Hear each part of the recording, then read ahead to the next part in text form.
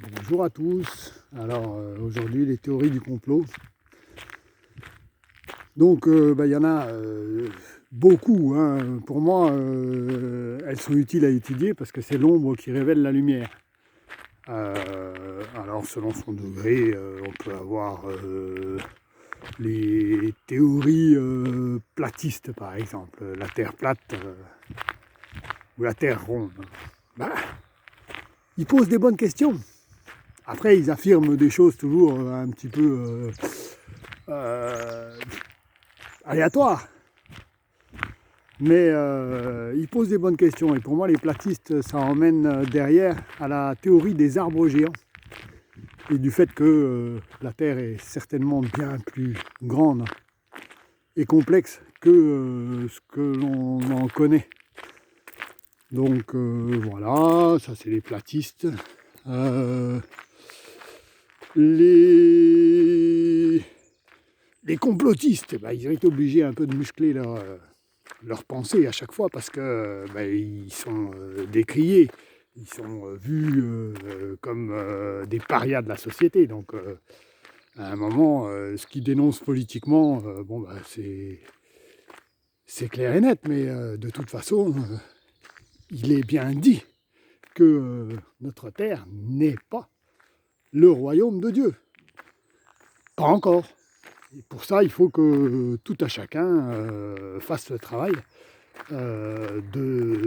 d'étudier, d'apprendre, de voir, de comprendre, de prendre conscience, d'ouvrir son cœur.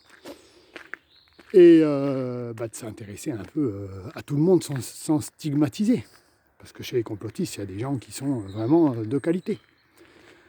C'est pas un hasard si les gouvernements vous préviennent de ce genre de contenu, parce que forcément, ils rentrent dans votre tête pour vous faire voir les choses d'une manière différente, et à partir de là, quelquefois, se remettre en cause, c'est compliqué. Ça peut faire mal, ça peut faire mal. Des gens qu'on a idolâtrés à tort, hein. L'idolâtrie, c'est une connerie sans nom, hein, puisque vous déléguez votre pouvoir, encore une fois. Voilà. Donc, théoriciens du complot, oui, hein, ils disent aussi des conneries, mais ils disent beaucoup de choses justes. Elles sont donc à étudier en priorité. C'est l'ombre qui révèle la lumière. En comprenant l'ombre, vous comprenez ce que c'est que la lumière. Et vous vous apercevez que l'un ne va pas sans l'autre. On retourne à nouveau dans le yin et dans le yang. Rien n'est noir, rien n'est blanc. Ce qui ne veut pas dire que tout est gris. C'est que l'un ne va pas sans l'autre. Et sans cela, il n'y a pas de couleur. Donc voilà, c'est notre incarnation sur cette terre.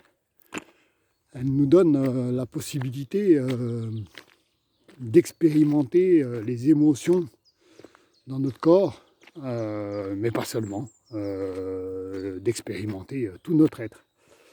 Donc on en revient un petit peu à qu'est-ce qu'on fait ici?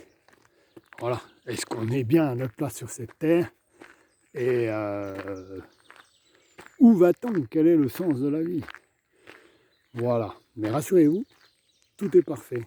Voilà ce que j'avais en gros à dire sur les théories du complot.